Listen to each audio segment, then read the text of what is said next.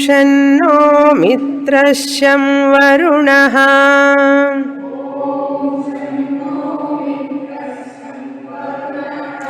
शन्नो भवत्वर्यमा शन्न इन्द्रो बृहस्पतिः शन्नो विष्णुरुक्रमः नमो ब्रह्मणे नमस्ते वायो त्वमेव प्रत्यक्षं ब्रह्मासि त्वमेव प्रत्यक्षं ब्रह्म वदिष्यामि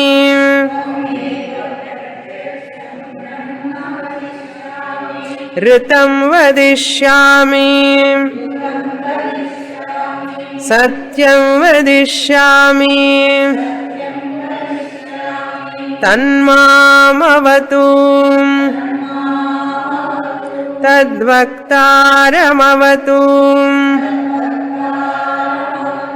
अवतु माम् अवतु वक्तारम् ओम शांति शांति शांति।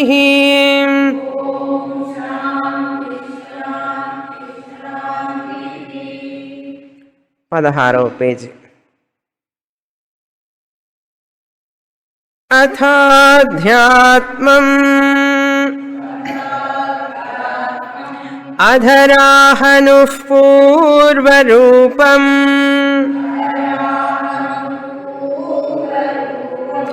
ఉత్తరాహనురుత్తరరూపం వాక్సంధిః జిహ్వాసంధానం ఇత్యధ్యాత్మం.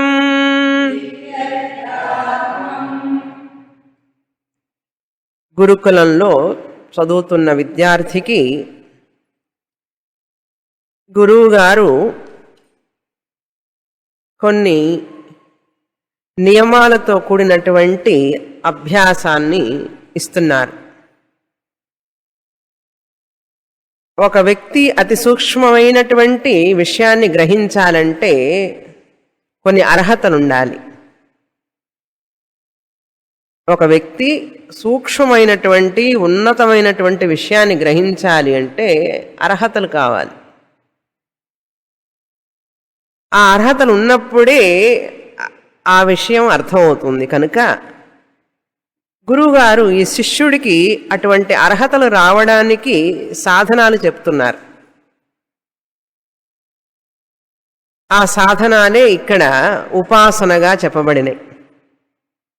ఏమిటి ఆ సాధనాలంటే 5 ఉపాసనలు. పాంక్త బ్రహ్మ ఉపాసనం అన్నారు. ఆ పరమాత్ముణ్ణి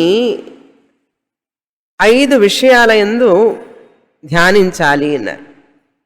ఆలంబనం ఏంటంటే అక్షరాలు.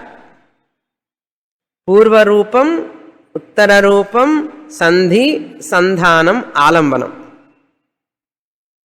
ఆలంబనం అంటే ఏమిటి? మనకు ఒక సపోర్ట్ అంటాం ఆలంబనం.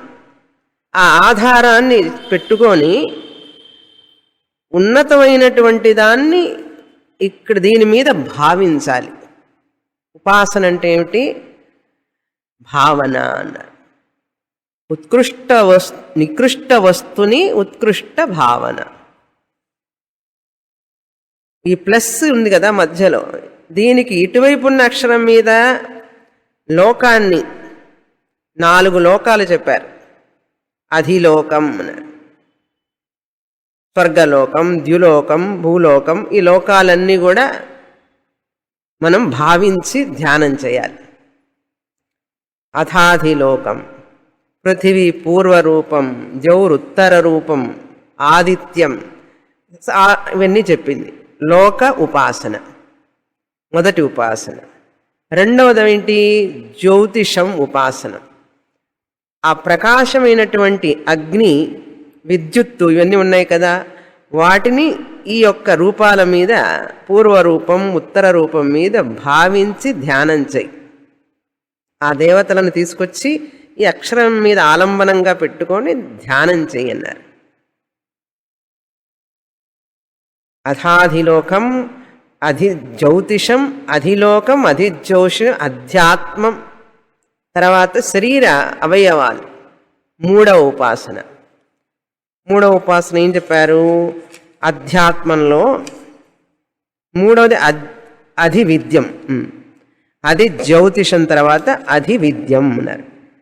అధివిద్యకు సంబంధించినప్పుడు గురువుగారు శిష్యుడు వస్తారు. ఆచార్య పూర్వరూపం, శిష్యుడు ఉత్తర రూపం. విద్యా సంధానం, వాక్ సంధి, సంధి సంధానం. ఇది మూడవది. నాలుగవది ఏం చెప్పబడింది? అథాధి ప్రజం అన్నారు.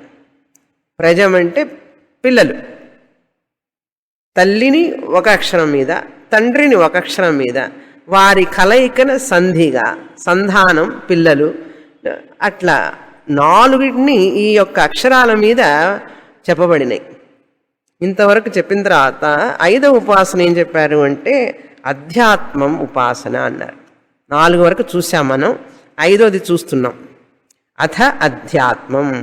అథ అంటే ఇప్పుడు ఇంతవరకు 4 చెప్పాం. ఇక పైన చెప్పేది అథాధ్యాత్మం.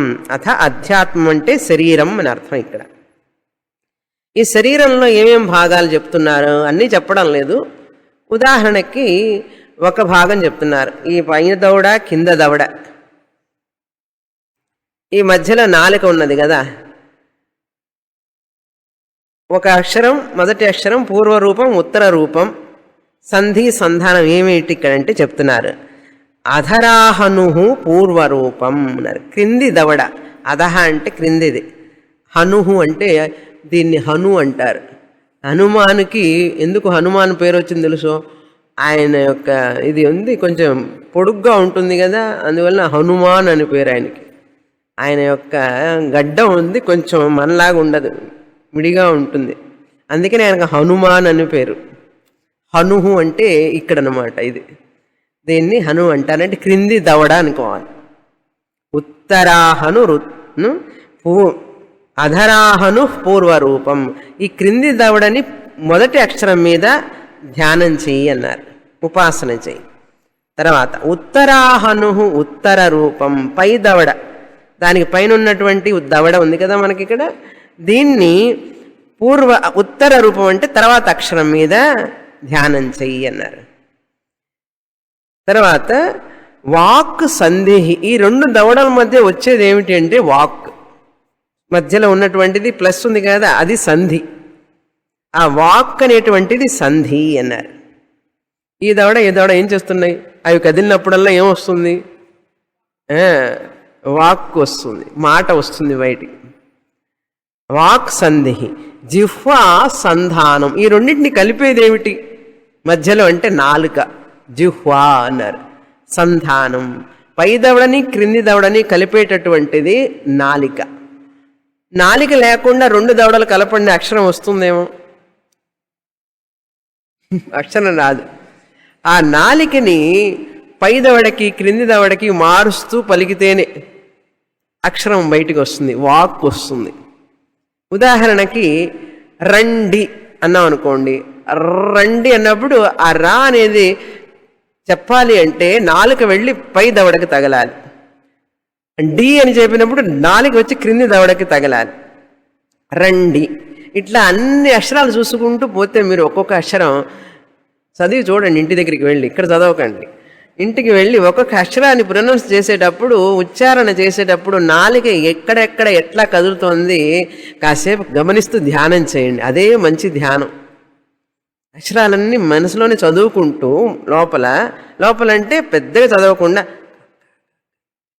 ఇట్లా చదువుతూ ఉంటే నాలిక పైకి క్రిందికి పక్కన ఎంత చక్కగా కదులుతూ ఆ యొక్క శబ్దాన్ని బయటకు వచ్చేట్టు చేస్తున్నది. జిహ్వా నాలిక సంధానం. పాప 32 పండ్ల మధ్య ఉంది. ఎటువంటి పళ్ళు? ఇట్లాంటి పండ్ల మధ్య ఉండి, పండు అంటే మామిడి పండ్లు కాదు, అరటి పండ్లు కాదు, ఇనప రాళ్లతో సమానమైనటువంటి, ఇనుముతో సమానమైనటువంటి పళ్ళ మధ్య ఎంత మెత్తటి నాలుక పాపం ఉన్నది చూడండి. ఎట్లా భరిస్తుంది? చాలా కష్టాలండి, చాలా కష్టాలండి అంటుంటాం మనం. నాలికకి ఎంత కష్టం. అటువంటి నాలిక 32 పళ్ళ మధ్య ఉండి ఎంత పని చేస్తోంది, ఎన్ని రుచి చూస్తున్నది, ఎన్ని తెలుసుకుంటోంది, ఎన్ని మాటలు మాట్లాడుతోంది. దాన్ని ఎప్పుడన్నా గమనించామా అసలు? ఆ నాలుకని ఇచ్చినందుకే భగవంతుడికి నమస్కారం చేయొచ్చు అసలు మనం. ఒక్కొక్క భాగం భగవంతుడు ఇచ్చినందుకే ఆయనకు కోటి కోటి నమస్కారాలు చేయొచ్చు మనం.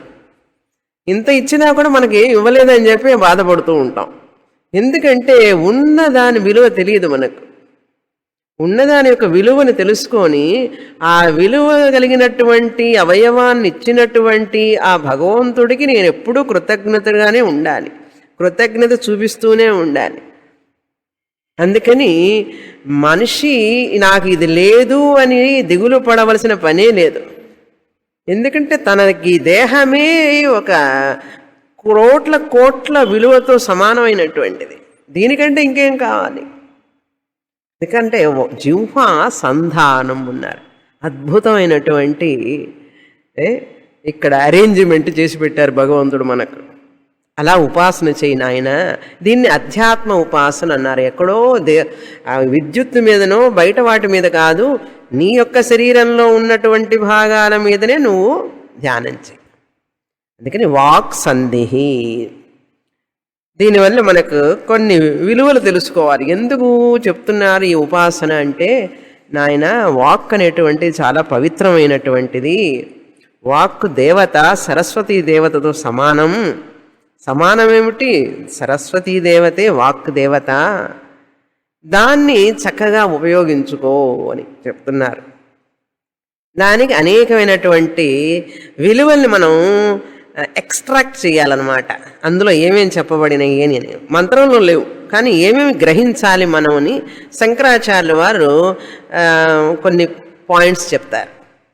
దాన్ని అనేక శ్లోకాల్లో అనేక మంది మహాత్ములు వ్రాశారు. లక్ష్మీర్ వసతి జిహ్వాగ్రే అన్నారు. నీ నాలుక మీదనే లక్ష్మి ఉన్నదట.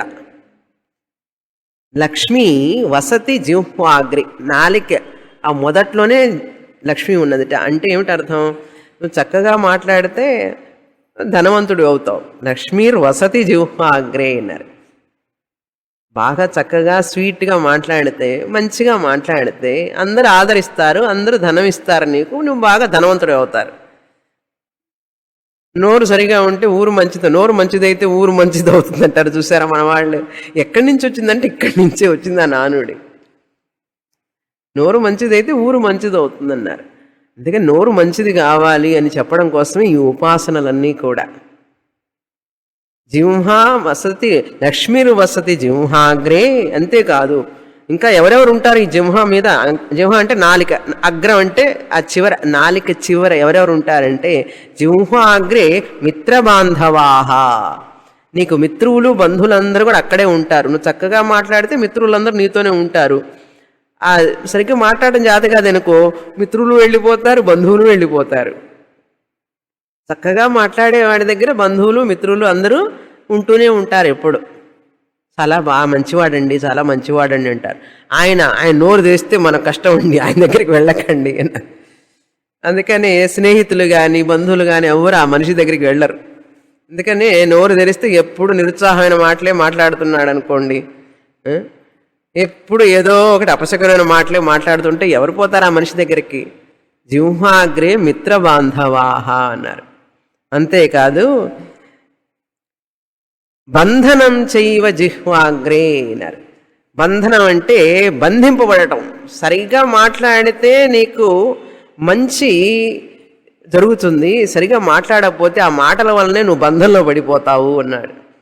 ఒక్కొక్కసారి నోరు జారామనుకోండి అని అవన్నీ రాంగ్గా వెళ్ళిపోయి తప్పుడు కేసులు అయిపోయి జైల్లో కూడా పెడతారు. అది బంధనం అంటే.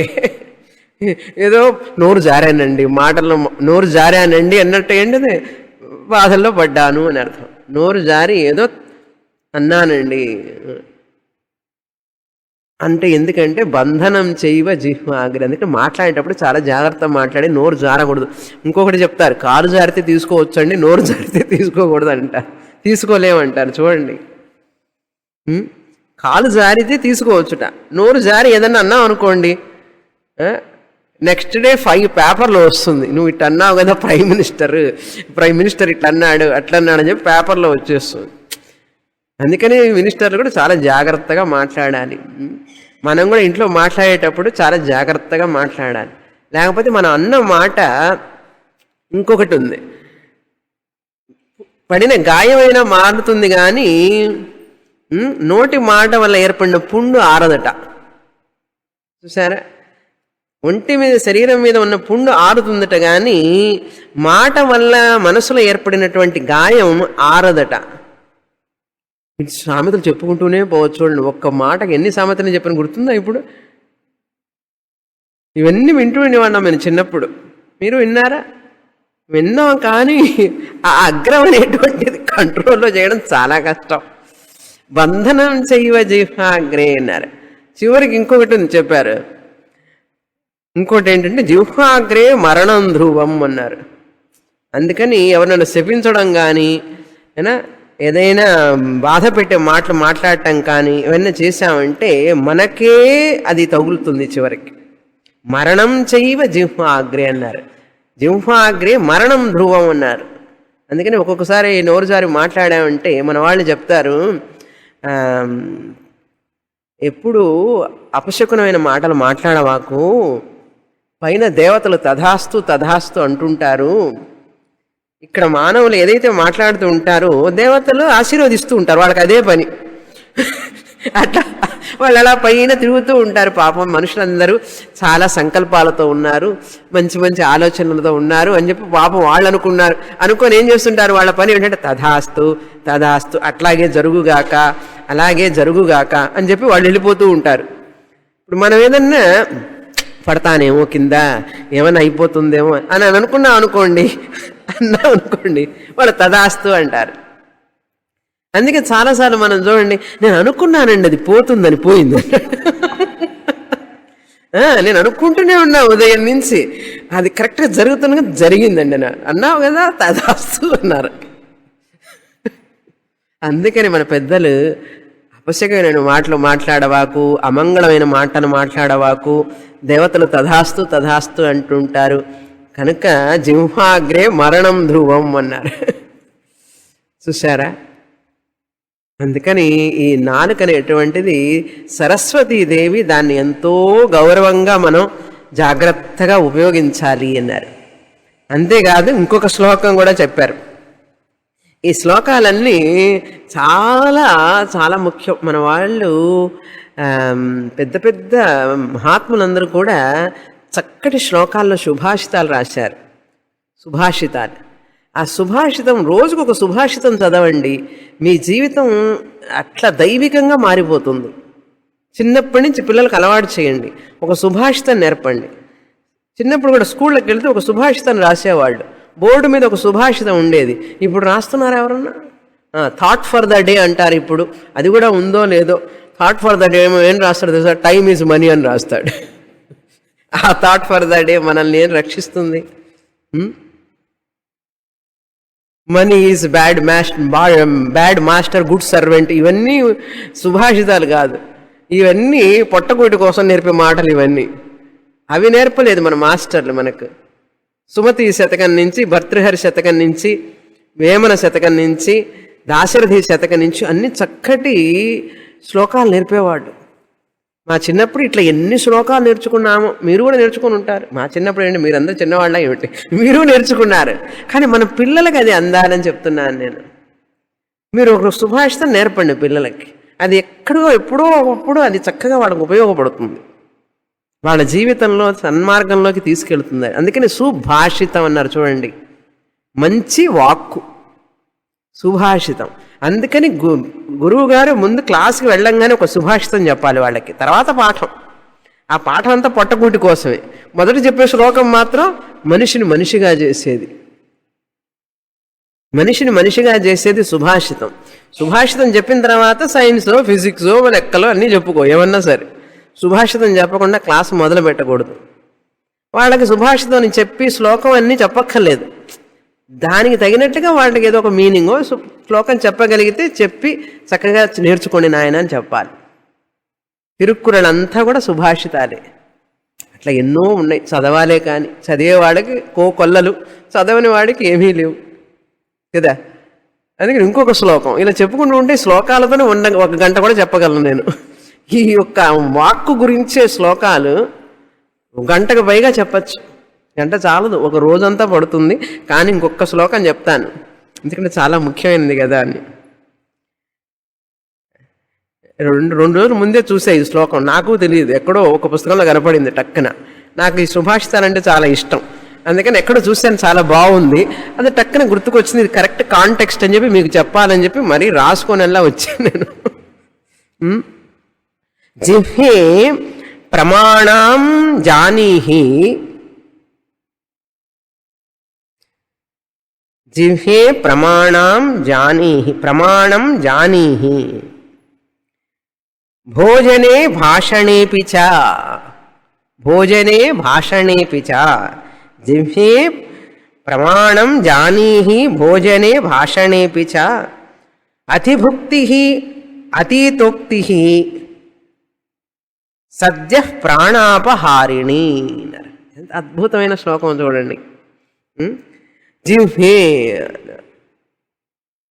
ఓ నాలుక అని అడుగుతున్నాం మనల్ని, ఓ నాలుక, జిహ్వే ప్రమాణం జానీహి, కొలత తెలుసుకో. ప్రమాణం అంటే కొలత. నీకు ఒక కొలత ఉంది, కొలత తెలుసుకో అని చెప్తున్నాం. మనమే మన నాలుకకి చెప్తున్నాం. ఆ కవి, రాసిన కవి తన నాలుకకే తను చెప్పుకుంటున్నాడు. మనం చదువుతున్నప్పుడు మనం చెప్పుకుంటున్నట్టు అనమాట అర్థం. జిహ్వే ప్రమాణం జానేహి, నీ కొలతను నువ్వు తెలుసుకో అన్నారు. అంటే నీ హద్దు నువ్వు తెలుసుకో అని అర్థం. ఏమిటి అవి? ఎందులో తెలుసుకోవాలి నా ప్రమాణం అంటే? ఈ నాలుక ఎందులో తెలుసుకోవాలిట? రెండు విషయాలు. భోజనే భాషణేపిచ, భోజనం చేసేటప్పుడు భోజన విషయంలో ఆహారం తీసుకునే విషయంలో నీ కొలత చూసుకొని తిను. తర్వాత భాషణేపిచ, మాట్లాడేటప్పుడు కూడా కొంచెం కొలబద్ద అంటే కొలమానం ప్రకారం మాట్లాడు. ఏం మాట్లాడాలి, ఏం మాట్లాడకూడదు, ఎప్పుడు మాట్లాడాలి, ఎంతసేపు మాట్లాడాలి, ఎంత పెద్దగా మాట్లాడాలి, ఎంత చిన్నగా మాట్లాడాలి, అవన్నీ తెలుసుకొని మాట్లాడు అన్నారు. ఎంత తినాలి, ఎప్పుడు తినాలి, ఎక్కడ తినాలి, ఎలా తినాలి, ఏమి తినకూడదు, అవన్నీ తెలుసుకొని ఉండు అన్నారు. నాలుకకి చెప్తున్నారు. లేకపోతే ఏమవుతుందిట? అతిభుక్తి, నీకు కొలమానం లేకుండా, ప్రమాణం అంటే పరిమాణం తెలియకుండా నువ్వు గనక తిన్నావు అంటే అతిభుక్తి, అతీత ఉక్తి, అతిగా మాట్లాడావు అంటే నీకు సంబంధం లేని విషయంలో నువ్వు మాట్లాడకూడదు. అక్కడికి పోయి తలదూర్చి నిన్ను అడిగారా అసలు, అయినా నువ్వు ఎందుకు మాట్లాడతావు అని మాట్లాడుతుంది. అతీత ఉక్తి అతిభుక్తి ఏమవుతుందో తెలుసా? అది దేనికి దారి తీస్తుంది? సద్య ప్రాణాపహారిణి అనేది. అది తొందరగా వాడిని ప్రాణాన్ని అపహరించేట్టు చేస్తుంది అన్నాడు. అతిగా తినేవాడు అల్పాయుష్కుడు అవుతాడు, ప్రాణ అపహారిణి. సరిగా సంభాషణ అతిగా మాట్లాడేవాడికి కూడా ఆయుష్ తగ్గిపోతుందట. అందుకే మన వాళ్ళు మాట్లాడుతున్నాం, మాట్లాడవాకురా, ఊరికి మాట్లాడుతూ ఉంటాం, ఎందుకు ఎనర్జీ వేస్ట్ అవుతుందంటారు చూసారా, అదే ప్రాణాపహారిణి అన్నారు. అతిగా మాట్లాడటం కానీ అతిగా తినడం చేసే వాళ్ళకి అల్పాయుష్కులు అవుతారట. అందుకే మన ఋషులందరూ కూడా, మునులందరూ కూడా ఆత్మజ్ఞానం పొందడం కోసం వాళ్ళు మితంగా భుజించేవాళ్ళు, మితంగా మాట్లాడేవాళ్ళు. ఎందుకంటే 30-40 ఏళ్ల లోపలే ఆయుష్ అయిపోతే బ్రహ్మజ్ఞానం వచ్చేది ఎప్పుడు? బ్రహ్మజ్ఞానం శాస్త్రం చదివేది ఎప్పుడు? శాస్త్రం చదివిన తర్వాత అది అర్థమైన తర్వాత ఆ బ్రహ్మజ్ఞాన ఫలాన్ని అనుభవించేది ఎప్పుడు కదా. కనీసం 116 సంవత్సరాలన్నా జీవించాలి కదా. 116 సంవత్సరాలు జీవించాలంటే ఆరోగ్యంగా జీవించాలి. కనుక మితంగా మాట్లాడు, మితంగా తిను అన్నారు. వాక్ సంధి జిహ్వా సంధానం అన్నారు. అతిగా భాషణం చేయవాకు. ఇంకొకటి ఉంది, జితే రసం జితే సర్వం అన్నారు. నువ్వు గనక నాలుకని జయించావు అంటే జితే రసం. రసం అంటే ఇక్కడ ఏం రసం, మన ఇంట్లో పెట్టుకుంటే జీలకర్ర రసం కాదు, మెంతి రసం కాదు. ఈ రసం అనేది నాలుక అని అర్థం, మాట్లాడే నాలుక. జితే రసం, దీన్ని గనక నువ్వు జయించావు అంటే, జితే అంటే జయించావు అంటే, అంటే తినడం మీద కొంచెం కంట్రోల్తో ఉన్నావు అంటే, మాటలు కూడా కొంచెం కంట్రోల్గా నియమంగా ఉన్నావు అంటే జితే రసం జితే సర్వం అన్నాడు. నువ్వు అన్నిటినీ జయిస్తావు ఈ ప్రపంచంలో అన్నాడు. అది చూడండి ఎంత విషయం అది. నువ్వు నాలుకని కనుక జయించావంటే, మాట్లాడే నాలుక, తినే నాలుక, దీని కనుక జయించావంటే ప్రపంచం మొత్తాన్ని జయించినట్లే అన్నాడు. అంటే అర్థం ఏమిటి? ఇంతవరకు దీన్ని జయించిన వాడు ఎవడూ లేడు అని అర్థం. జిహ్వ చాపల్యం అంటారు చూశారండి, జిహ్వ చాపల్యం అన్నాడు. ఒకటి తిన్న తర్వాత డబ్బా మూసేయచ్చు కదా, ఇంకోటి తినాలనిపిస్తుంది. పోనీ అప్పుడైనా మూసే, 2, 3, 4, 5, 6 తిన్న తర్వాత అప్సెట్ వచ్చిన తర్వాత ఆ నాలుక యొక్క పవర్ అంతే అన్నారు. శంకరాచార్యుల వారు వివేక చూడామణిలో చెప్తారు, వాంగ్ నిరోధ అని అన్నారు. వాక్కును నిరోధించడమే ముఖ్యమైనటువంటిది అని అర్థాను. యోగస్య ప్రథమ ద్వార వాంగ్ నిరోధ. అష్టాంగ యోగం చేసినా, ఏ యోగం చేసినా అన్నిటికీ మొదటి ఫస్ట్ ఎంట్రన్స్ గేట్ అన్నారు. కర్మయోగం చేయాలన్నా, ఉపాసన యోగం చేయాలన్నా, జ్ఞానయోగానికి వెళ్ళాలన్నా, ఏ యోగం అష్టాంగ యోగం చేయాలన్నా వెళుతున్నామా, ముందు నీ నాలుకని కంట్రోల్ చేసుకో అన్నాడు. యోగస్య ప్రథమ ద్వార వాంగ్ నిరోధ అన్నారు. వాక్కును నిరోధించన్నాడు. అన్ని ఇంద్రియాలు ఒక పని చేస్తుంటే దీనికి మాత్రం ఎందుకండి 2 పనులు? భగవంతుడు అట్లా ఇచ్చాడు, దాన్ని మనం జాగ్రత్తగా కాపాడుకోవాలి. ఒక పని చేస్తుంటేనే ఇవన్నీ మనల్ని ఇబ్బంది పెడుతున్నాయి, ఇంకా 2 పనులు చేసి దాన్ని ఎంత జాగ్రత్తగా కాపాడాలి మనం. కనుక ఇంట్లో వచ్చే సమస్యలన్నిటికీ కారణం ఈ నాలుగే. నోరు జారి మాట్లాడటం, అహంకారంతో మాట్లాడటం, నోటి దురుస్తనం, వీటన్నిటికి కారణం ఎందుకు వస్తాయి తగాదాలు ఇంట్లో? మనుషులకు స్పర్ధలు ఎందుకు వస్తాయి? ఈ నాలుక వల్లనే కదా. అందుకని చాలా జాగ్రత్తగా ఉండాలి ఈ నాలుకతో. ఇది డబుల్ ఎడ్జ్డ్ నైఫ్ అన్నమాట. కత్తికి 2 పక్కల పదును ఉన్నదనుకోండి, ఎంత జాగ్రత్తగా ఉండాలి. మన ఇంట్లో కత్తులు కానీ ఒక పక్కనే ఉంటుంది పదును, దానికే చెయ్యి కోసుకుంటూ ఉంటాం. ఇక 2 పక్కన ఉంటే 2 పక్కల పదునున్న కత్తులు ఉంటాయి. నాలుక 2 పక్కల పదునున్న కత్తి, జాగ్రత్తగా ఉండాలట. ఇవన్నీ ఇక్కడ చెప్పారా మంత్రంలో? లేవు కదా. కానీ ఎన్ని విలువలు ఉన్నాయో చూసారా ఇందులో. గురువు గారు ఇవన్నీ మనసులో పెట్టుకోనే ఈ ధ్యానం చెప్తున్నారు, ఉపాసన. గురువు గారు మనసులో ఇవన్నీ పెట్టుకున్నారని మీకెట్లా తెలుసండి అని అడగండి. శంకరాచార్య వారు రాశారు భాష్యంలో, అనేక మంది మహాత్ములు శ్లోకాల మీద శ్లోకాలు రాశారు. వాళ్ళందరూ ఎలా రాశారంటే ఈ యొక్క వాక్కు మీద వాళ్ళందరూ ఇంతలో ఇంత విషయం ఉన్నదని చెప్పి గ్రహించారు. గ్రహించి మనకు అందించారు. అందించినవి నేను విన్నవి మీకు అందజేస్తున్నాను అంతే.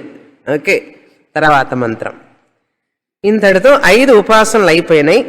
అది అయిపోయింది అని చెప్పి ఫలం ఏమిటి, ఆ ఫలాల గురించి చెప్తున్నారు. ఈ 5 ఉపాసనలు చేస్తే అధిలోకం, అది జ్యోతిషం, అది ప్రజం, అది విద్యం, అధ్యాత్మం, ఈ 5 ఉపాసనలు చేస్తే ఏమిటి ఫలం అంటారు. ఫలం 2 రకాలండి, సకామ ఫలం, నిష్కామ ఫలం. ఈ ఉపాసనలు చేసేటప్పుడు నాకు అది కావాలి, ఇది కావాలి, ఇల్లు కావాలి, వాకిలి కావాలి, ధనం కావాలి, ధాన్యం కావాలి, భూములు కావాలి, స్వర్గలోకం కావాలి అనుకుంటూ చేస్తే సకామ ఉపాసన. అలా చేస్తే వాళ్ళకి అన్నీ లభిస్తాయి. వాళ్ళు ఏదైతే కోరుకుంటే అవన్నీ లభిస్తాయి ఈ ఉపాసన చేసే వాళ్ళకి. ఇవన్నీ వద్దు నాకు, ఈ తాత్కాలికమైనటువంటి వద్దు, నాకు ఆ భగవంతుడి సాన్నిధ్యం కావాలి అని చెప్పి నిష్కామంగా ఉపాసన చేస్తే, ప్రాపంచికమైనటువంటి భోగాలు అక్కర్లేదు నాకు అని కనుక నిష్కామంగా ఉపాసన చేస్తే వాడికి జ్ఞాన యోగ్యత వస్తుంది. అంటే శాస్త్రాన్ని చదివి బ్రహ్మజ్ఞానాన్ని పొందే యోగ్యత వస్తుంది. ఉపనిషత్తులు చెప్తూ ఉంటే టక్ టక్ టక్ అని అర్థమైపోతాయి. ఎందుకంటే వీడేం అడగలేదు కదా, ఇల్లు కావాలి, వాకిలి కావాలి, స్వర్గలోకానికి వెళ్ళాలి, మా అబ్బాయికి అది కావాలి, మా అమ్మాయికి ఇది కావాలని చెప్పి జీవితాంతం అడుగుతుంటే ఎట్లా? ఏదో కొద్ది రోజులు అడిగాం, వాళ్ళంతా సెటిల్ అయిపోయినారు, ఇప్పుడేం అడగక్కర్లేదు అనుకోని వదిలేసాం అనుకోండి. మనకు మధ్యలో ఉపాసన చేస్తూనే ఉన్నాం అనుకోండి, ధ్యానం చేస్తూనే ఉన్నాం. భగవంతుడు ఏమిస్తా అంటే వాడికి జ్ఞానం, వైరాగ్యం, జ్ఞాన యోగ్యత, సాధన చతుష్టయ సంపత్తి అన్నీ ఇస్తాడు. అందుకని 2 రకాలైన ఫలాలు. ఆ 2 రకాల ఫలాలు కూడా ఇందులో మనం అడిగినా అడగకపోయినా వస్తాయి. అడిగితే అది మాత్రమే వస్తుంది, అడగకపోతే జ్ఞానం, వైరాగ్యం ఇవి కూడా వస్తాయి. అది జనానికి తెలియదు, సీక్రెట్ ఇది. ఓకే, ఇప్పుడు 4 వేసామనుకోండి, 4లో 3 ఉందా లేదా? పాచికలు వేసేటప్పుడు 4 వేసామనుకోండి, 4లో 3 ఉంటుందా ఉండదా? 2 వేస్తే 3 ఉందా? లేదు. 3 వేస్తే 2 ఉందా లేదా? మనం 4 వేసామనుకోండి, 1 ఉంది అందులో, 2 ఉన్నది, 3 ఉన్నది. 3 వేస్తే 4 లేదు, 2 వేస్తే 3 లేదు, 1 వేస్తే 2 లేదు. అందుకని ఇల్లు కావాలని అడిగినప్పుడు అందులో స్వర్గలోకం లేదు, స్వర్గలోకం కావాలని అడిగినప్పుడు భూములు లేవు, భూములు కావాలని అడిగినప్పుడు అందులో ధనం లేదు. కానీ మోక్షం కావాలి, జ్ఞానం కావాలని అడిగాం అనుకోండి, అందులో ఇల్లు ఉన్నది, ధనం ఉన్నది, భూమి ఉన్నది, ఉన్నతమైన లోకాలు ఉన్నాయి, అన్నీ ఉన్నాయి అందులో. ఎందుకంటే నీకు మోక్షం కావాలని అడిగాం అనుకో, నీకు మోక్షం కోసం ఆయన ఏం చేయాలి తెలుసా? నీకు ఆరోగ్యాన్ని ఇవ్వాలి. ఆరోగ్యాన్ని ఇవ్వాలంటే ఆయన ఏం చేయాలి తెలుసా? ధనాన్ని ఇవ్వాలి. ధనాన్ని ఇవ్వాలంటే ఆయన ఏం చేయాలి? ఇల్లు ఇవ్వాలి. ఎన్ని ఇస్తాడు ఆయన భగవంతుడు. ఈ సంగతి జనానికి తెలియక పాపం ఒక్కొక్కటి అడుగుతూ ఉంటారు. అలాంటి వాళ్ళకి అవన్నీ 4 వేస్తాం అనమాట. మోక్షం అని వేసామంటే ధర్మ, అర్థ, కామ 3 ఉన్నాయి అందులో. పిచ్చివాళ్ళు జనం తెలియక నాకు 5 స్టార్ హోటల్ కావాలి, లేకపోతే నాకు వివాహం కావాలి, అర్థ, కామ అవే వేసామనుకోండి. నాకు బాగా పుణ్యం కావాలని వేశాడు అనుకోండి, వాడిగా ఇది ఉంటే అది ఉండదు, అది ఉంటే ఇది ఉండదు. మోక్షాన్ని 4వది వేసామంటే ముందున్న 3 ఉంటాయి అందులో. అందుకే మహాత్ములందరూ చూడండి, వాళ్ళకి ధన లోపం ఉండదు, ఆరోగ్య లోపం ఉండదు, అన్ని వాళ్ళకు ఒక ఇల్లు కాదు, అందరి ఇళ్ళు వాళ్ళ ఇళ్ళే, ఒక కారు కాదు, అందరి కార్లు వాళ్ళ కార్లే. చూసారా? మీకు ఎంత కావాలంటే తీసుకోండి అంటారు వాడు. మిమ్మల్ని ఎవరిని అడుగుతారా? నన్ను అడుగుతారు. విషయం చెప్తున్నాను, నాకే కాదు, ఏ మహాత్ములకైనా, ఎవరికైనా, ఏ సన్యాసులకైనా అంతే. అన్నీ వద్దనుకున్న వాడికి అన్నీ వస్తాయి, కావాలనుకున్న వాడికి రావు. కనుక పోనీ అన్నీ ఉన్నాయి, మీకు అంత ధనం ఉంది, తృప్తిగా ఉన్నారంటే మాకు ఏమీ లేదు, తృప్తిగా ఉంది. నాది నాది అనుకున్నది నీది కాదురా అన్నారు. ఎంత అద్భుతమైన విషయాలు చెప్పారు మన వాళ్ళు. అసలు జీవించడానికి, ఆనందంగా జీవించడానికి చక్కగా వాళ్ళకి రెడ్ కార్పెట్ వేసి పెట్టారు మనకు. రెడ్ కార్పెట్ వేస్తే దాని మీద ముళ్ళ కంచెలు వేసుకొని నడుస్తున్నాం మనం. చక్కగా పూల బాట వేసి పెట్టారు వాళ్ళు మనకు. ఇది తెలియక ఈ యొక్క విద్యా విధానంలో పడిపోయి మన విద్యను మర్చిపోయి మనం బాధపడుతున్నాం అనవసరంగా. ఆనందం అంటే తెలియక, తృప్తి తెలియక, దుఃఖంలో కుమిలిపోయి అనవసరంగా ఏది మానసిక రోగాలు తెచ్చుకొని అప్రెషన్, డిప్రెషన్, సప్రెషన్ ఇవన్నిటితో బాధపడుతున్నాడు మనిషి. సరే, ఏమిటా ఫలాలు? మంత్రం చదువుతాం. ఇతి మామహాసగుంహితాః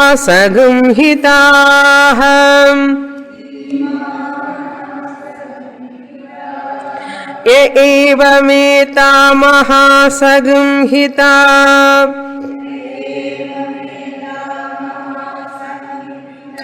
వ్యాఖ్యాతా వేదం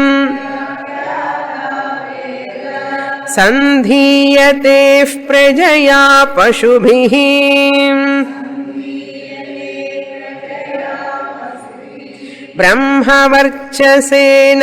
బ్రహ్మవర్చసేనాన్నాద్యేన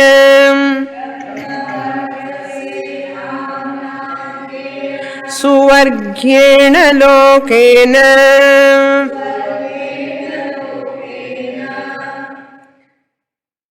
ఇప్పుడు ఉపాసనలు పూర్తయినాయి, వాటి ఫలాలు చెప్పాలి కదా. ఫలశ్రుతి ఏమిటి ఫలాలు అంటే ఇతి ఈ విధంగా, ఇమాహ ఇతీమానున్నది, ఇతి ఇమాహ అని అర్థం.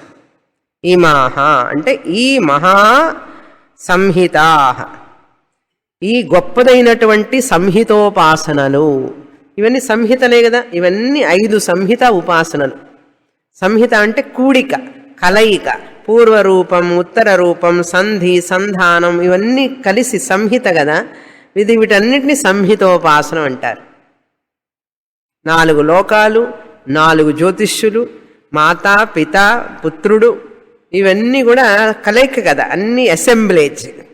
అందుకని దీన్ని సంహిత ఉపాసనం అన్నారు. సంహిత అంటే కలయిక అన్నారు, వాటి యొక్క కూడిక అని అర్థం.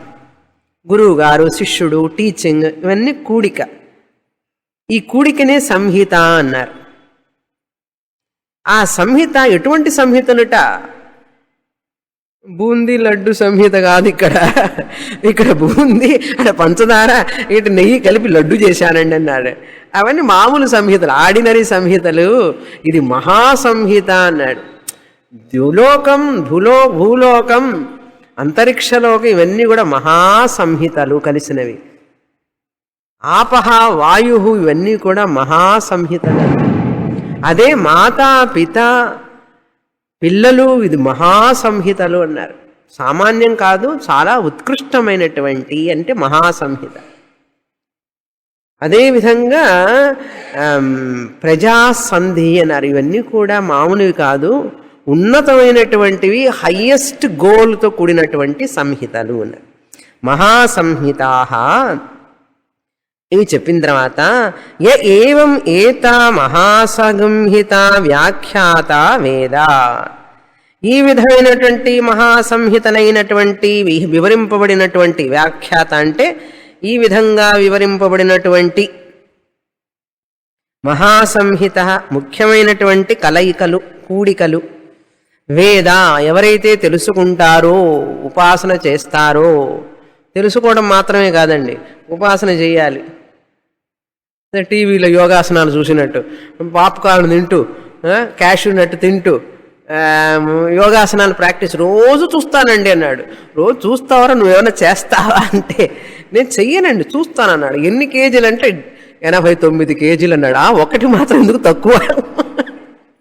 బాటా రేట్ లాగా, బాటా వాళ్ళ రేటు చూసారా, 99 రూపాయల 99 పైసలు. అది ఎందుకో ఆ 1 పైసా అంటే రేట్ ఎప్పుడు అట్లాగే ఉంటుంది.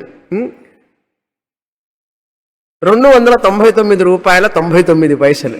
అదేవిధంగా నీ వెయిట్ ఎంతరా అంటే నా 99 కేజీలు అన్నాడు. 1 కేజీ మాత్రం ఏం తక్కువ అన్నాడు. అందుకని అనుష్ఠానం లేకుండా ఊరికే అన్ని విన్నాను, నేను చూశాను, చేసుకున్నానంటే ప్రయోజనం లేదు. ఇంత విన్నా కూడా కొంచెం అనుష్ఠానంలో ఉండాలి, ప్రాక్టీస్ చెయ్యాలి. ఇంగ్లీష్లో ఏం చెప్తారు? Ounce of practice is better than tons of theory అన్నారు. చూసారా?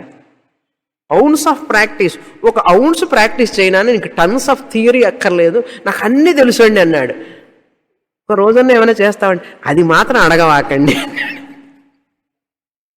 ఉపన్యాసాలు అందరూ చెప్తారండి, అని అక్కడ అది ఉంది, ఇక్కడ ఉంది, నాకు అన్నీ తెలుసు అంటాడు. కనుక నువ్వేం ఆచరిస్తున్నావు అనేది ముఖ్యం. కనుక చెప్పడం చాలా తేలిక. చెప్పి జనాన్ని మెస్మరైజ్ చేయొచ్చు, జనాల్ని మోహింపజేయచ్చు. మన భాషణ ద్వారా, మన యొక్క ఉపన్యాసాల ద్వారా జనాల్ని భ్రమింపజేయచ్చు. అట్లా ఉర్రూతలూగిస్తాం. కానీ మన జీవితంలో, అనుష్ఠానంలో కొంచెం లోపం ఉన్నా కూడా నీ ఉపన్యాసాలు ఎక్కడో గాలికి ఎగిరిపోతాయి. నీళ్ల రాతలతో సమానం అవి, నీళ్ల రాతలతో సమానం. మన ఋషులందరూ, మన గురువులందరూ కూడా వాళ్ళ యొక్క ఉపన్యాసాలు నీటి రాతల మీద రాతలు కాదు వాళ్ళవి, రాతి ఫలకం మీద రాసినటువంటి రాతలు వాళ్ళవి. రాతలు వాళ్ళ జీవితాలు ఎట్లా ఉంటాయిట, నీటి మీద రాసినటువంటి రాతలు లాంటివి కాదు. వాళ్ళు జీవించి చూపించారు. కానీ వాళ్ళు ఊరికే, preacher is different, teacher is different. బోధకుడు వేరు, ఆచార్యుడు వేరు. ఆచరించి చూపించేవాడు ఆచార్యుడు, టీచర్ అన్నారు, టీచ్ అన్నారు. టీచ్ అంటే ఏమిటి? ఫస్ట్ నీవు దాన్ని టీచ్ చేసుకొని నువ్వు ఆచరించి టీచ్ చేసేవాడు. ప్రీచర్ అంటే ఏమిటంటే వాడు ఆచరించకపోయినా సరే ప్రీచ్ చేయొచ్చు, వాడు ప్రీచర్. మన దేశంలో ప్రీచర్స్ లేరండి, టీచర్స్ ఉన్నారు. మన ఆచార్యులు ఋషులందరికీ ప్రీచర్స్ కాదు వాళ్ళు. శంకరాచార్యుల వారు ప్రీచర్ కాదు, ఆయన వ్యాసుల వారు ప్రీచర్ కాదు, కృష్ణుడు ప్రీచర్ కాదు. ప్రీచర్ టీచర్కి డిఫరెన్స్. ఇవాళ టీచర్స్ డే, అందుకనే వస్తున్నదేమో నాకు ఇవన్నీ. అసలు ఇది కాదు టీచర్స్ డే. వ్యాస పూర్ణిమ ఓన్లీ టీచర్స్ డే, కానీ అది మర్చిపోయినారు జనం. ఎప్పుడో సెప్టెంబర్ 5th తీసుకొచ్చి ఆయన రాధాకృష్ణ గారిని గుర్తుపెట్టుకొని ఏదో చేస్తున్నారు, అదొకటి పర్వాలే, ఏదో ఒక డే టీచర్స్ డే అన్నారు. కనుక ప్రీచర్స్ కాదు, మన దేశంలో ఉన్న వాళ్ళు టీచర్స్. మనకు ప్రీచర్స్ వద్దండి, టీచర్స్ కావాలి. అర్థమైందా? కనుక ఈ విధంగా చెప్పినటువంటి వాటిని తెలుసుకొని ఆచరించిన వాడు అని అర్థం. ప్రజయా పశుభిః బ్రహ్మవర్చసేన అన్నాద్యేన సువర్గేణ లోకేన సంధీయతే అన్నారు.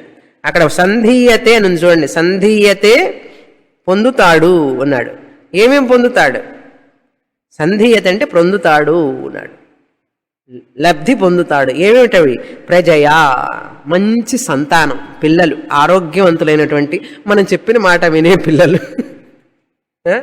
అమ్మ నాన్న అంటే గౌరవం ఉండి, తాతయ్య అమ్మమ్మ అంటే గౌరవం ఉన్న పిల్లలు, శాస్త్రం మీద గౌరవం, ఈశ్వరుడి మీద భక్తి, దైవభక్తి కలిగిన పిల్లలు, అటువంటి సుపుత్రులు అన్నమాట. మంచి సంతానం, సుపుత్రికలు సుపుత్రులు పుడతారు. ప్రజయ అది చెప్పాలండి. ప్రజయ అని చెప్పి ఎందుకండి ఈ ప్రజయ మనకు వద్దండి అంటారు, లేకపోతే మంచి పిల్లలు పుడతారు అని అర్థం. పశుభిః, పశుభి అంటే మంచి గోవులు, ఆవులు, గేదెలు ఇంట్లో. పశువు అంటే ఈ మేకలు ఉంటాయి చూసారా, ఇవి కూడా ఆ రోజుల్లో అవి కూడా ఉండేవి వాళ్ళకి. అట్లాగే ఈ గోవులతో ఉన్నటువంటి పాలు సమృద్ధిగా లభిస్తాయి వాళ్ళకి ఇంట్లో అని అర్థం. అప్పుడంతా సంపద అంతా కూడా బ్యాంక్ బ్యాలెన్స్, లాకర్లు కాదండి, సేఫ్టీ లాకర్లు కాదు, వాళ్ళ ఆస్తులన్నీ బ్యాంకే కడియాది. అప్పుడు అసలు బ్యాంకులో లేవు కదా అసలు ఆ రోజుల్లో. బ్యాంక్ ఏమిటో తెలుసా? ఇంటి వెనకాల ఉన్నటువంటి ఆ గొడ్ల చావటికి వెళితే ఎన్ని ఆవులు ఉన్నాయి, ఎన్ని గేదెలు ఉన్నాయి చూసి ఈయన ఎంత ధనవంతుడు అని చెప్పచ్చు. ఆయన ఎంత ధనవంతుడో దాన్ని చూసే చెప్పేవాళ్ళు. ఇప్పుడు అవన్నీ లేవు, పల్లెటూళ్ళల్లోనే లేవు. ఒక గుడికి వెళ్ళి అడిగితే పోయిన సంవత్సరం 3 సంవత్సరాల కిందట గోపూజ చేశాం కదండి, ఈ సంవత్సరం కూడా చేస్తాం గోపూజ అంటే, గోవును పూజించేవాడు ఎవరున్నాడండి ఇప్పుడు రావడం లేదు. ఆ గోవును వాడు గోరక్షణ చేసేవాడు గోవును భక్షిస్తున్నాడండి, వాడు దానికి సరిగ్గా ఆహారం పెట్టక మేము అందుకనే గోవును పెట్టుకోలేదన్నాడు గుడిలో. అట్లాంటి పరిస్థితి ఇప్పుడు. ఆ రోజుల్లో పశుభిః అన్నారు. పశువుల చేత వాళ్ళందరూ కూడా అంత ధనవంతులుగా ఉండేవారు. నీకు ఈ ఉపాసన చేస్తే అన్ని పశువులు మంచి మంచి ఆరోగ్యవంతమైనటువంటి పాలిచ్చే పశువులు అవన్నీ కూడా లభిస్తాయి. తర్వాత 3 బ్రహ్మవర్చసేన అన్నారు. బ్రహ్మవర్చస్సు వస్తుందన్నమాట. ముఖంలో తేజస్సు వస్తుంది అంటే ఆరోగ్యంగా ఉంటావు అని అర్థం. ఓకే, ఆరోగ్యంగా ఉంటావు, శరీరం ఆరోగ్యంగా ఉంటుంది, ఆరోగ్యంగా ఉండడం వల్ల మనస్సు ఆరోగ్యంగా ఉంటుంది, మనసు ఆరోగ్యంగా ఉండడం వల్ల మేధశక్తి ఉంటుంది, మేధస్సు ఉండడం వల్ల మనస్సు అంతా, ముఖం అంతా ప్రకాశంగా ఉంటుంది. అని చూడండి ఎంత వర్చస్సో చూడండి అంటారు. ఎక్కడి నుంచి వస్తుందండి వర్చస్సు? బ్యూటీ పార్లర్కి వెళ్తే వస్తుందా వర్చస్సు? ఉన్నది పోతుంది అక్కడికి పోతే. వర్చస్సు అనేటువంటిది విజ్ఞానం వల్ల, జ్ఞానం వల్ల అది ముఖంలో ప్రకాశితమయ్యేదే, కానీ వర్చస్సు బయట పూసుకుంటే వచ్చేది కాదు. వారానికి ఒక పౌడర్ డబ్బా, 10 రోజులకు ఒక స్నో బాటిల్, ఇవన్నీ అయిపోతే వర్చస్సు రాదండి. న్యూట్రిషస్ ఫుడ్ అంతా తింటూ ఉంటే వర్చస్సు రాదు. ఆలోచనలు ఎప్పుడైతే పవిత్రంగా ఉంటాయో, ఉన్నతమైన జ్ఞానం ఉంటుందో బుద్ధిలో, ఆ యొక్క వ్యక్తి యొక్క ముఖం ఎప్పుడు వర్చస్సుతోనే నిండి ఉంటుంది. బ్రహ్మవర్చసేన అన్నారు చూడండి, బ్రహ్మజ్ఞానంతో అన్నాడు. ఫిజిక్స్ వర్చసేన అనలే, కంప్యూటర్ వర్చసేన అనలే, బ్రహ్మవర్చసేన అన్నారు. బ్రహ్మజ్ఞానంతో వెలుగుతూ ఉంటుంది, అది ఫలం. తర్వాత అన్నాద్యేన, పుష్కలంగా ఆహారం. ఏది ఎంత ఆహారం అండి! ధాన్యమైనా, అన్ని రకాల ధాన్యాలు, అన్ని రకాల పండ్లు, పాలు ఏమిటి, తేనెలు ఏమిటి, అన్ని రకాలు ఉంటాయి ఇంట్లో. తినడానికి టైం ఉండదు, అన్నీ ఉంటాయి. ఎన్ని తింటాడండి మనిషి? అన్నాద్యేన ఆది పదార్థ మీరు పెట్టుకోండి. వస్త్రాలు, బోలెడన్ని వస్త్రములు, ఇవన్నీ అనమాట. అనేకమైనటువంటి వాహనాలు, 1-2 ఇళ్ళు, అన్ని ఎక్స్ట్రా ఎక్స్ట్రా ఇన్ని వస్తాయిట.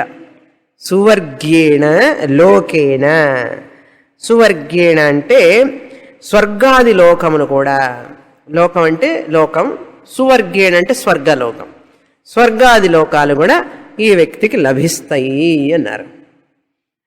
ఏమండి ఇప్పుడు ఆ ఉపాసన చెయ్యమంటారా అనండి? ఉపాసన ధ్యానమే కదా, మనసులో తలుచుకోవడమే, ఆ మంత్రం చదువుకోవడం, తల్లి తండ్రి పిల్లలు దాని మీద మనసులో ధ్యానించడం, అంతే కదా. ఏం చేయాలి?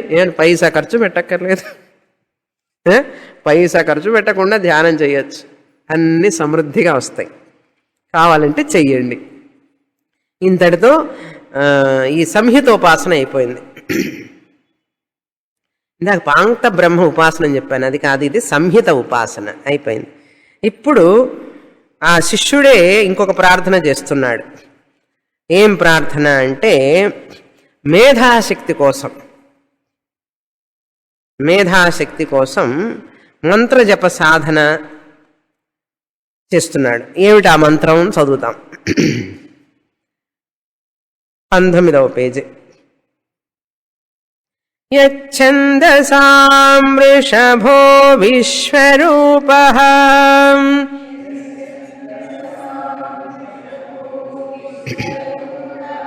ఛందోభ్యోऽధ్యమృతాః సంబభూవ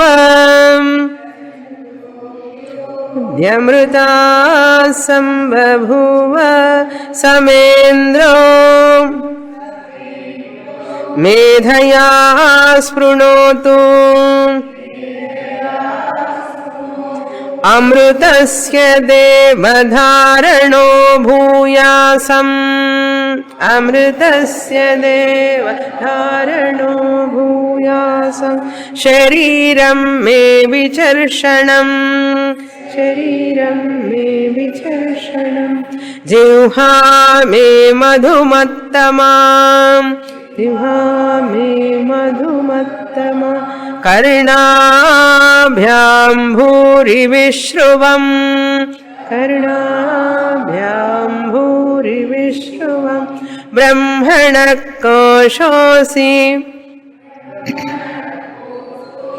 మేధయా పిహితః శ్రుతం మే గోపాయ.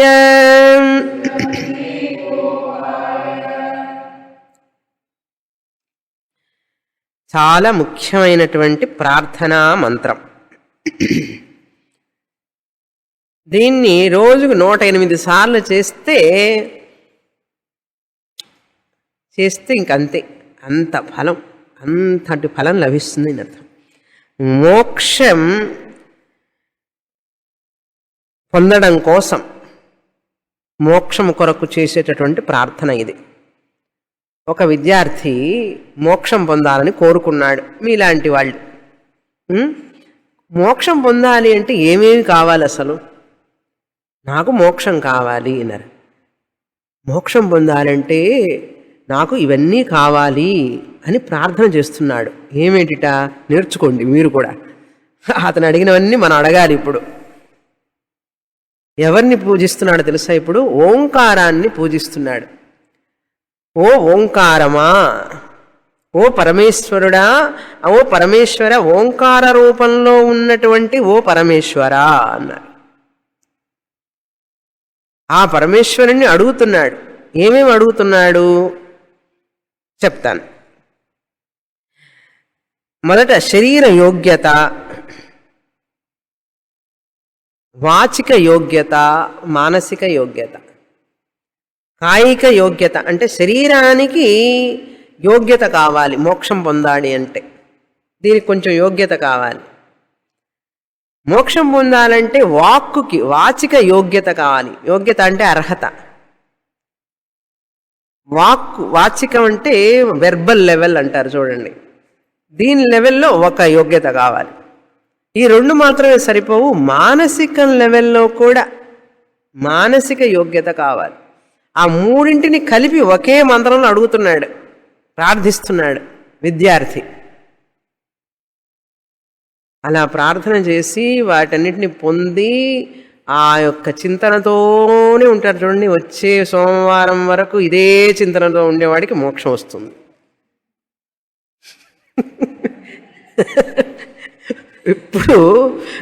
ఇప్పుడు చదివే వాళ్ళందరూ, వేదాంతం చదివే వాళ్ళందరూ, మీరని కాదు, అందరూ వేదాంతం చదివి ఎక్కడెక్కడ వేదాంతం చదివే వాళ్ళందరూ కూడా పుస్తకం చదువుతారా, క్లాస్ అయిపోయింది, పుస్తకం మూసేసి చెప్పులు వేసుకోగానే టీవీ, సినిమా, సీరియల్, అది ఫంక్షన్, షాపింగ్, ఇక్కడ అక్కడ ఇక్కడ అక్కడ తిరుగుతూనే ఉంటారు. ఇంటి పనులు, ఆ పనులు, ఈ పనులు, చుట్టాలు, బంధువులు, పిల్లలు, అవి ఇవి తప్ప ఈ పుస్తకం ముట్టుకుంటే ఒట్టు. మళ్ళీ ఉంది, మోక్షం కావాలని ఉంది. తైత్రీయం పుస్తకం కూడా కొనుక్కున్నారు, దగ్గర పెట్టుకున్నారు.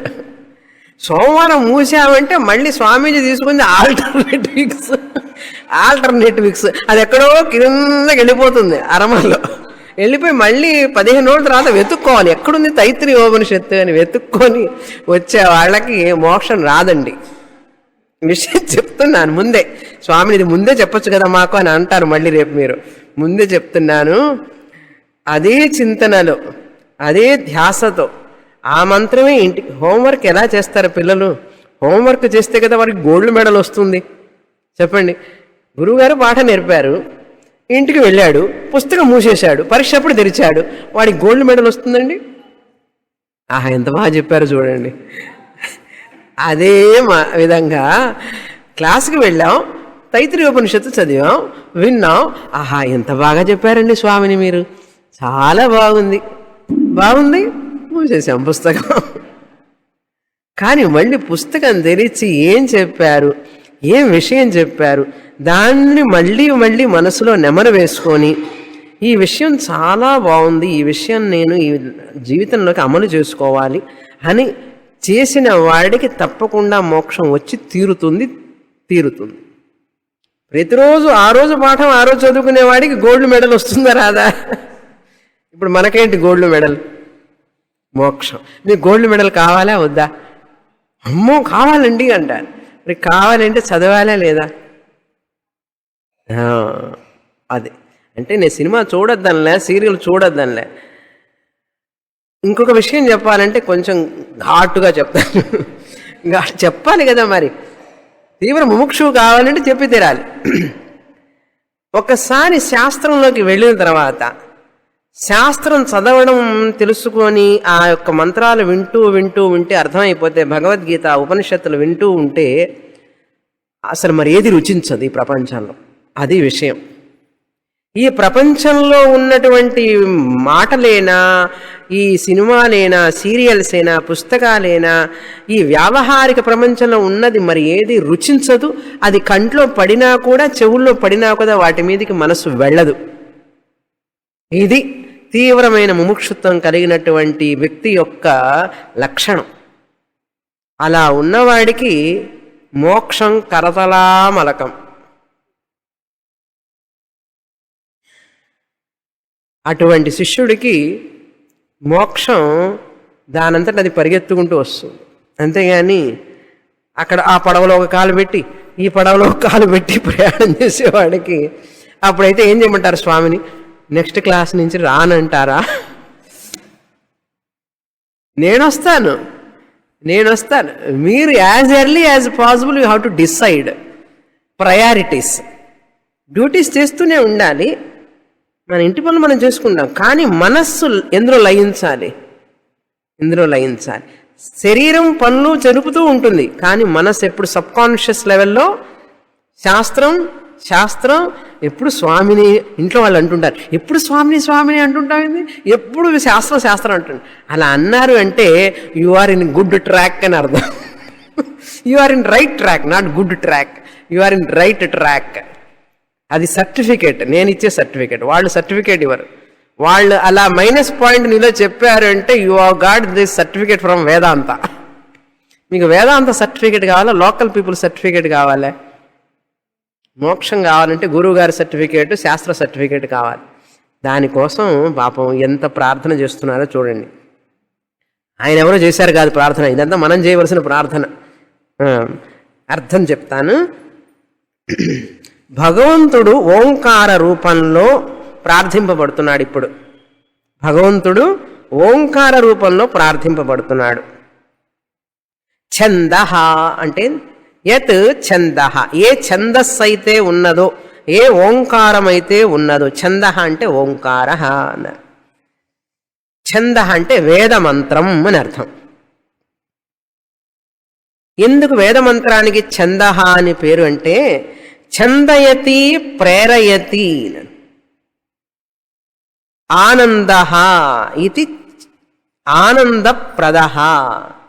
ఛందయతి ప్రీణయతి, ప్రీతిని కలిగించేది, ఆనందాన్ని కలిగించేది ఛందః. రక్షతి మననాత్ త్రాయతే ఇది మంత్రః అన్నారు. ఇది మంత్రం, ప్రార్థన కదా. ఒక శ్లోకం మనం చదివిందంతా మంత్రం. యచ్ఛందసాం వృషభోరు విశ్వరూప అనేది మంత్రం. ఇది మంత్రం అని పేరు ఎందుకు వచ్చింది? ఛందః అంటే మనకు ఆనందాన్ని ఇచ్చేది వేదమంత్రం. వేదమంత్రం ఆనందాన్ని ఇస్తుంది. దీనికి మంత్రం అని పేరు ఎందుకంటే మననాత్ రక్షతి అన్నట్టు. మననం చేయడం వల్ల మనల్ని రక్షిస్తుంది. మననాత్ త్రాయతే అంట. మనం మననం చేయడం వల్ల మనల్ని శోకాన్ని నుంచి రక్షిస్తుంది, అంటే శోకంలో పడకుండా రక్షిస్తుంది అన్నారు. అందుకనే మంత్రః అన్నారు. ఈ వేదం మంత్రం అన్నాం. ఇప్పుడు ఇది వేద మంత్రం. వేద మంత్రం ఏం చేస్తుందంటే ఒక కవచం లాగా పనిచేస్తుందట. షాక్ అబ్జార్బర్ వేసుకుంటారు చూసారా వాళ్ళు, గ్లౌజ్. అది వేసుకొని ఆ ఎలక్ట్రికల్ అన్ని పట్టుకుంటాడు. వాడికి ఏమైనా షాక్ కొడుతుందా? కొట్టదు కదా. ఈ వేద మంత్రం అనేటువంటిది షాక్ అబ్జార్బర్ లాంటిది. ఒక చేతికే కాదు, శరీరం మొత్తానికి, మనస్సుకి వేసుకున్నామంటే ఎట్లా వేసుకుంటారండి? చదివామంటే, ప్రార్థన చేశామంటే అది ఒక కవచ కుండలంలాగా మనకు సహాయపడి వ్యాధులు లేకుండా, మానసికమైనటువంటి దుఃఖం లేకుండా, జన్మల ఎప్పుడో చేసినటువంటి పాపాలన్నింటినీ కూడా కడిగి వేస్తుందన్నమాట. అది వచ్చి నీకు అంటుకోవడానికి కూడా ఆస్కారం ఉండదు. ఎందుకంటే ఈ మంత్రం అనేటువంటిది, వేద మంత్రం రక్షిస్తూ ఉంటుందన్నమాట. జన్మల్లో చేసిన పాపం కూడా నిన్ను వాటి వల్ల ఎటువంటి తాకిడి లేకుండా అది రక్షిస్తుంది అన్నారు. అందుకని వేద మంత్ర అంటే ఒక కవచం లాంటిది అన్నారు. ఆయనకి వెండి కవచం వేశారండి. వెంకటేశ్వర స్వామికి వెండి కవచం వేశారు. ఆంజనేయుడికి వెండి కవచం వేశారు. ఆ కవచం వేశారంటే ఇంకా మన దృష్టి మళ్ళీ చూస్తూనే ఉంటాం. ఎంత అవతారం ఎంత బాగుందో, ఈరోజు అలంకరణ ఎంత బాగుందో అన్నాడు. ఆయన కవచం వేసుకొని కూర్చున్నాడు హాయిగా. నువ్వేం కవచం వేసుకున్నావు? కాస్త క్లైమేట్ చేంజ్ అయితే తుమ్ములు వస్తాయి. ఎవరన్నా కాస్త ఏదైనా అన్నారంటే అయ్యో తట్టుకోలేనన్నారు. మనస్సులో కవచం లేదు, శరీరానికి కవచం లేదు, ఆరోగ్యం కవచం లేదు, మానసికమైనటువంటి కవచం లేదు. వేద మంత్రం ఉచ్చారణ చేస్తే కదా కవచం ఉంటుంది. నేర్చుకున్న గాయత్రి అన్న చెప్తున్నావంటే అది లేదు. పోనీ శుక్లాంబరతం అయినా చెప్తున్నావురా రోజు అంటే అది చెప్పడం లేదు. ఎప్పుడో వినాయక చవితికి ఒకసారి చెప్తానండి, అది కూడా మా పిల్లవాడు చెప్తాను, నేను వింటాను. అలా చెప్తే ఎట్లారా అన్నారు. కానీ మంత్ర ఉచ్చారణ ప్రతిరోజు చేశామంటే ఆ వ్యక్తికి రోగమే రాదు అసలు. అందుకని వేద మంత్ర ఘోష అనేటువంటిది వింటేనే రోగాలు పోతాయి. ఇంకా చదివితే ఎట్లా ఉంటుంది చూడండి. అటువంటి ఛందః వేద మంత్ర అన్నారు. ఈ వేద మంత్రం యహ ఏది ఛందస వేదములకు ఋషభ అన్నాడు. ఋషభ అంటే ప్రాధాన్యమైనటువంటిదో. యచ్ఛందస ఋషభో అన్న. ఋషభం అంటే ఎద్దు, బుల్ అంటారు. అది ఏదైనా ఉన్నతంగా చెప్పాలంటే దాన్ని ఆ వృషభంతో పోలుస్తారు. ఋషభం అన్నారు. వృషభం కాదు, ఋషభం. ఋషభం అంటే ముఖ్యమైనటువంటిది, ప్రధానమైనటువంటిది. విశ్వరూప సర్వరూపములకు ప్రధానమైనటువంటిది. అన్ని రూపాల కంటే కూడా ఈ ఓంకార రూపం ప్రధానమైనటువంటిది ఆ పరమాత్ముడికి అన్నారు. సహా ఆ ప్రణవం అమృతాత్ ఛందోభ్య సంబభూవ. ఆ ప్రణవం ఇంకొక పేరు ఓంకారానికి ప్రణవం అని పేరు. ప్రకర్షేణ నూయతే ఇది ప్రణవ. అది నిన్ను చక్కగా ఆ బ్రహ్మస్వరూపాన్ని వైపు తీసుకువెళ్ళేది. ఓం ఓం ఓం ఓం అన్నా అంటే అది ఒక రోజుకి నిన్ను ఆ బ్రహ్మస్వరూపం దగ్గరికి తీసుకువెళుతుంది అని. ప్రకర్షేణ నూయతే ఇది ప్రణవ. ఓం అంటే అవతి ఇది ఓం, రక్షించేది అని అర్థం. ఓం అన్నా అంటే చాలు, నువ్వు రక్షింపబడతావు అని అర్థం. అమృతా ఛందోభ్య సంబభూవ. అమృత స్వరూపములకు వేదములలో అని అర్థం. ఛందోభ్య అంటే వేదములలో, అమృతాత్ అంటే అమృత స్వరూపములైనటువంటి వేదములలో సంబభూవ సారభూతమై ప్రకాశించుచున్నది. పుట్టినదని కాదు. సంబభూవ అంటే పుట్టింది అని కాదు. ఓంకారం పుట్టలేదు, అది సృష్టి ఆరంభంలోనే ఉన్నది, ఉండి ప్రకాశిస్తున్నది అని అర్థం. సంబభూ అంటే ప్రకాశిస్తున్నది. అటువంటి ప్రకాశిస్తున్న నువ్వు ఓ ప్రణవమా, ఓ ఓంకారమా, ఓ పరమేశ్వర, ఓంకారం రూపంలో ఉన్న ఓ పరమేశ్వరా అడగడం అయింది. ఆయన పిలుస్తున్నాం అన్నమాట. వచ్చాడు, ఏం కావాలి నీకు అంటున్నాడు ఆయన.